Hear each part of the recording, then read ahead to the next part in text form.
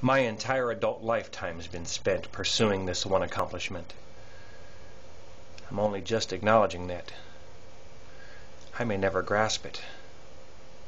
Even after having frenetically figured out the metaphysics, untold hours, days, weeks, months, decades spent laying groundwork, gathering the perfect enclave of mathematical theoreticists, soliciting corporate sponsorship to pay for this monstrous money pit. All of it endeavors in my own selfishness, done only to enable me to revisit that moment, the moment I walked away from her. They call it a temporal displacement device. Clever enough, I suppose. Perhaps a more scientifically precise name for it. However, the name I chose is classic, more traditional. I like to call it my time machine. Yeah, that's right. H.G. Wells got nothing on me.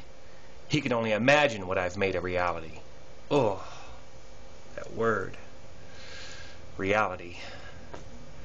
It's such an abstraction for me now. To limit the continuum in such a fashion is fallacy. Past, present, future, illusion. The truth is, it's all a balancing act of perspective. And that once you can affect it, it all becomes truly subjective. I only made these connections after countless, fruitless, misguided failed experiments. Double digits of dead guinea pigs, lab assistants. Disrespected by my peers, I lived in fear of death threats from religious doomsday fanaticists. Even the Vatican put a hit out on me. The Pope himself saying, "You seek to undo God's will." "No," I replied boldly. "I seek only to enact my own. Let my will be done. This is going to happen." Except, slowly wrapping my head around the fact that now that it can, it doesn't. Or couldn't. Is it didn't? Oh, this time-space continuum crap keeps my head spinning. I only wanted to go back to the beginning of our end. Perhaps it could be the me now and the her then. And this time, I'll not let go her hand. It's not all sad, though. I stand now in a unique position. Governments and big business fear me. Unnecessarily so, I assure you. Leering madly, I gladly offer them my continuity insurance. By that I mean pay me to see to it that the events that led to your today still come to fruition. Man, is my coffer overflowing. Woo! But I digress. I fear the stress of repeated redress of reality en masse has left me a bit manic. It's loosened my grip on my original mission.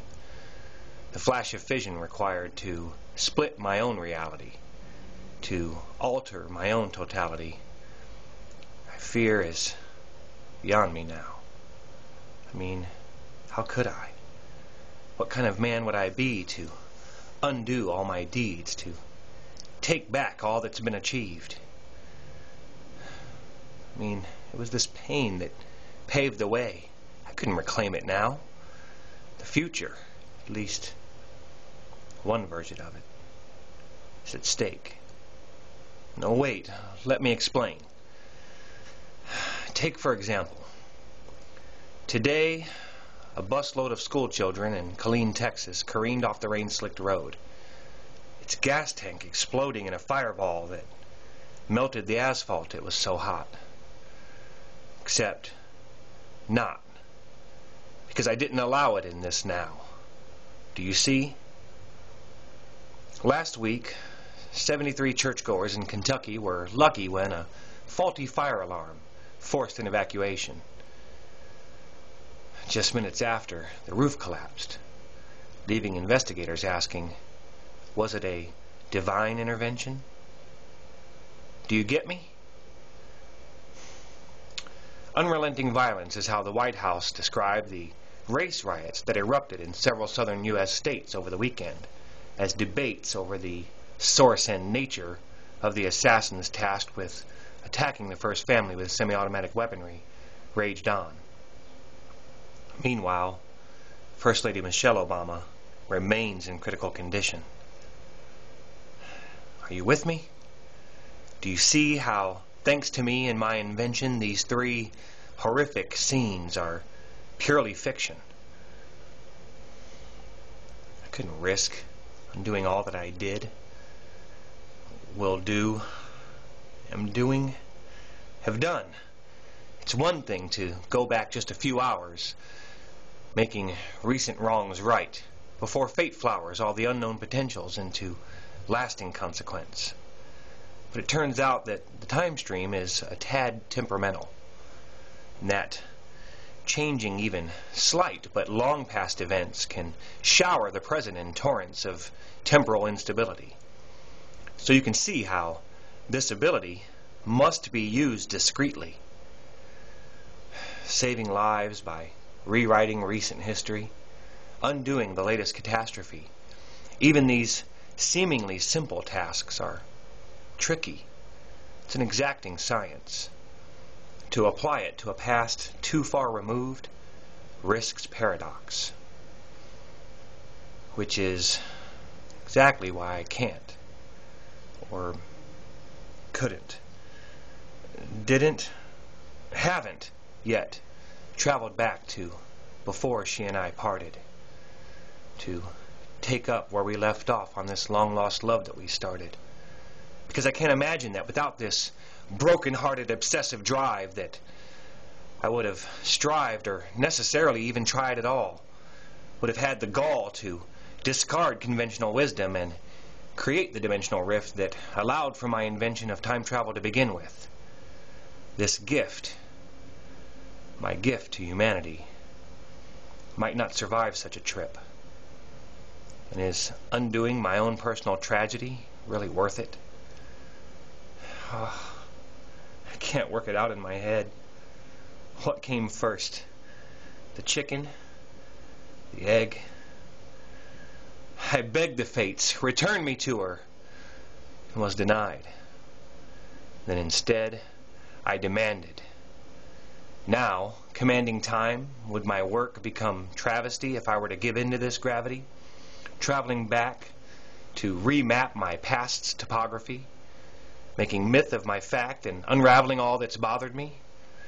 Quite possibly relinquishing my sovereignty as the father of rewritable chronology.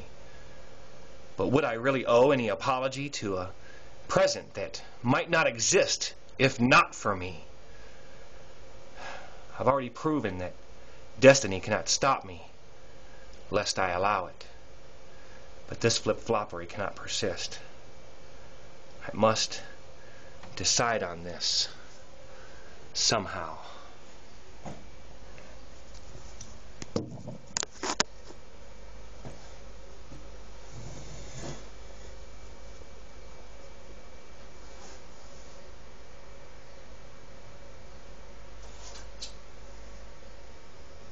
I've got it.